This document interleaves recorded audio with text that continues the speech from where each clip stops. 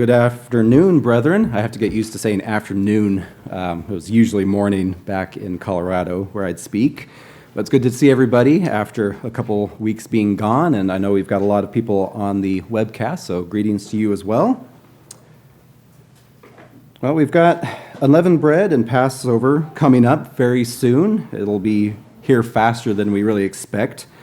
And it seems like, can we ever say that we ever make it through the feast of unleavened bread without finding something hiding that we didn't quite expect, that we didn't find in our cleaning efforts? Or sometimes you go out to eat and get something that you didn't quite expect would have leavening in it. Maybe you just don't quite realize that something you have eaten in the past now has leavening for some good reason. The ingredients now is updated and has baking soda where it didn't before. Something new you checked and realized, oh, why would that have leavening in it? It's pretty flat, pretty dry. It sneaks into everything, it seems like. I think it was about a year ago, a brother-in-law came over right before unleavened bread, and he had some matzo ball soup. And it's marked kosher for Passover, but the Jews don't think baking soda is a leavening, and so we had to get rid of that pretty quickly. Fortunately, it was right before sunset, and we were able to get it out the door. It seems like every year we find something new that we have to get out before unleavened bread starts. We find something that we didn't check during. We find that leaven lurks everywhere. If you want to start turning with me to Psalm 10, we'll start off here with one simple verse, looking at this idea of leaven lurks everywhere. Psalm 10, and we'll start with verse 8. Now, this is talking about somebody that's wicked. So he, somebody who's wicked, sits in the lurking places of the villages. In the secret places, he murders the innocent. His eyes are secretly fixed on the helpless. Do we, as Christians, know how to best avoid the lurking places, as it talks about here in Psalm 10? And do we know what may be lurking secretly within ourselves as we examine ourselves going into Passover? What's within our minds, what's within our hearts? Is the old man lurking around a bit, waiting to do whatever he wants to do, waiting to do what our carnal hearts and minds push us to do instead of what we know we ought to do under God's law? Today we're going to compare this idea of one who sits or lurks in these lurking places, as it says here in Psalms, with our own carnal nature that might creep in now and then. Where does that carnal nature rest within us? Where does it hide in our minds? Now, here in Psalm 10, it talks about there being a specific place to lurk. And so Sarah and I kind of joke about this verse, and you kind of think there's maybe like a big neon sign with a big arrow that says, lurk here, and you have to do it in a specific spot. And after services, you can come up. Sarah actually made these little like street signs that read, designated lurking place, midnight to 6 a.m., Monday through Friday, authorized lurkers only. So we just kind of think it's just, you have this designated lurking area. It's kind of like what you would have with smoking. You can't smoke inside, you can go smoke outside. And that's how it is with lurking. If you're going to do it, don't do it here. You can't lurk here. There's a specific spot for it. So you know where it's going to happen, right? So let's go back to Psalm 10 and continue reading down into verse 2 here a bit. Or jump up to verse 2 here. It says, the wicked in his pride persecutes the poor. Let them be caught in the plots which they have devised. For the wicked boasts in his heart's desire. He blesses the greedy and renounces the Lord. The wicked in his proud countenance does not seek God. God is in none of his thoughts. And you kind of see in these three verses, there are several byproducts of sin that come about, the spiritual leaven, things that come about because of being sinful and wicked. There's pride. It puffs you up. There's boastfulness it talks about right here. And in verse 4, you can see that this isn't even a hidden pride when it fully forms. There's a proud countenance. This person is proud that they are sinful. This person is fine with being completely contrary to God's ways. It's not even lurking anymore when it eventually sprouts. If we are seeking God in humility, though, if we're on the path to seek God and his ways and his kingdom, then we avoid these lurking places ourselves. You know, when you get close to a designated smoking area, you don't have to be in it to know you're close to it, because you get that waft of smoke, and you can avoid it. So let's turn to Proverbs 3, and we can see another spot where it kind of tells us how to avoid getting into this mindset. Proverbs 3, and we'll start in verse 5. Proverbs 3 and verse 5. It says, "Trust in the Lord with all of your heart, and lean not on your own understanding." Don't let there be a lurking place in your heart. Don't let there be a spot for this sin to hide out. In all of your ways, acknowledge him. I mean, this is a huge contrast to the person that we read about in Psalm 10, who has God removed from his thoughts. It goes on to say, God shall direct your paths. Do not be wise in your own eyes. Fear the Lord and depart from evil. We should know where those lurking places are and avoid them.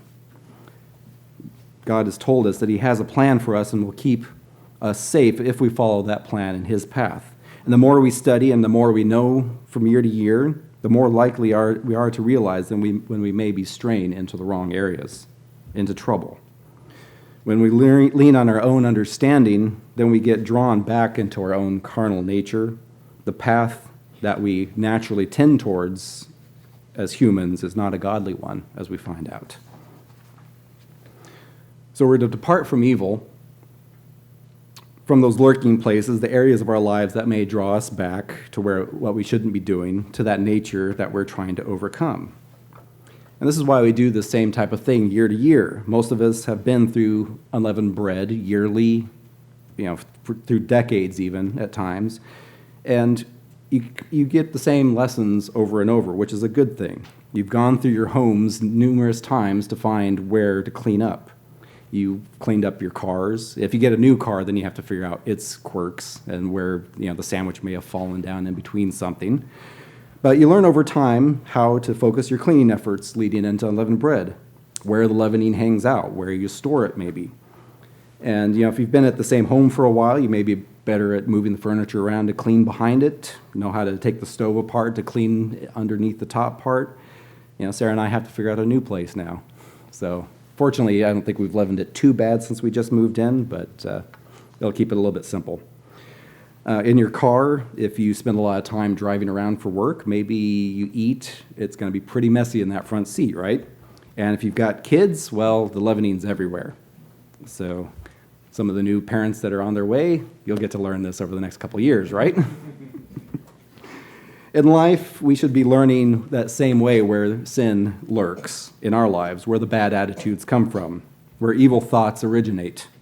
We need to learn this about both our own nature and how the world works to a certain extent. What's worthwhile for our time to be spent on? Does what we spend our time on surround us with the world's attitudes and thoughts, or with God's? Do we intentionally put ourselves in lurking places with what we do? We have to realize that we need God directing our ways so we know where to walk and what we should avoid. We have to rely on God's strength to stay out of harm's way as best as we can. If you want to jump back with me to Psalm 10 again, we'll read a little bit more from that same section.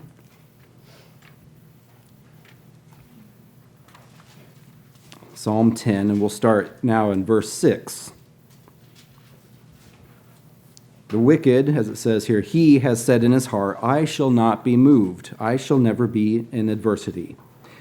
Some of our sinful nature just doesn't want to leave. And sometimes you get that leavening that just doesn't want to come out. No matter how much you use that vacuum to get those crumbs out, they're stuck there. Sin doesn't want to be moved. It's caked on and it needs to be purged and scrubbed sometimes. It goes on in verse 7. His mouth is full of cursing and deceit and oppression. Under his tongue is trouble and iniquity. Sinful nature can hide in all aspects of our lives, not just the ones that we are aware of. From our words to our actions, over time, we have to examine ourselves, and we can't underestimate where it can hide and how we need to remove it. In verse 8, it goes on to say, he sits in the lurking places of the villages. We read this at the beginning. In the secret places, he murders the innocent. His eyes are secretly fixed on the helpless. This is kind of the pinnacle of where this leads. He lies in wait secretly as a lion in his den. He lies in wait to catch the poor. He catches the poor and draws him into his net. So he crouches, he lies low, that the helpless may fall by his strength. He has said in his heart, God has forgotten. He hides his face, he will never see. Now, how hidden is our sin that we might have in our lives? It may hide from us if we don't look for it, if we don't examine ourselves as well as we should, but God always knows where it is, and he will show us where it is if we ask. So we need to have God direct our paths so we can avoid this sinful nature, and so we can root it out as best as we can. And in verse 12 here, it kind of ends this idea with the very opposite mindset. It says, arise, O Lord, O God, lift up your hand. Do not forget the humble. It's a huge contrast to the start of this chapter, talking about one who's wicked and boastful versus one who's humble. Humility will help us with this aspect of our lives. The one who sits in the lurking places is proud, is boastful. He's not willing to be humbled in any way. He's conceited. This is the opposite of what we need to focus on leading into Passover and unleavened bread. So how do we do this ourselves?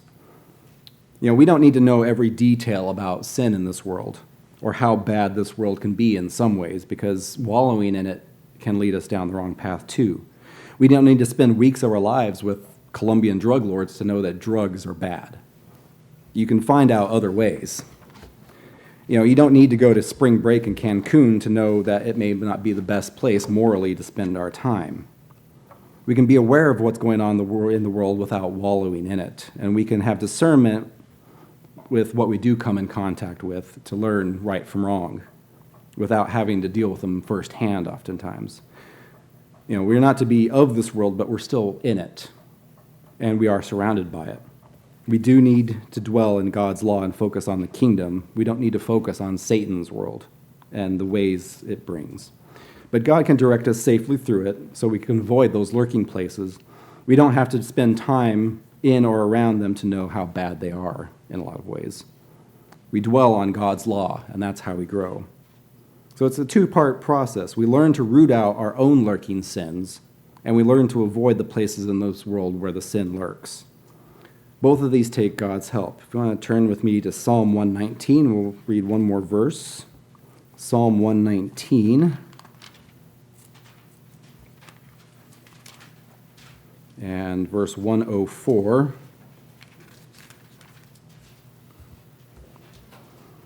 It says, through your precepts I get understanding. Therefore I hate every false way.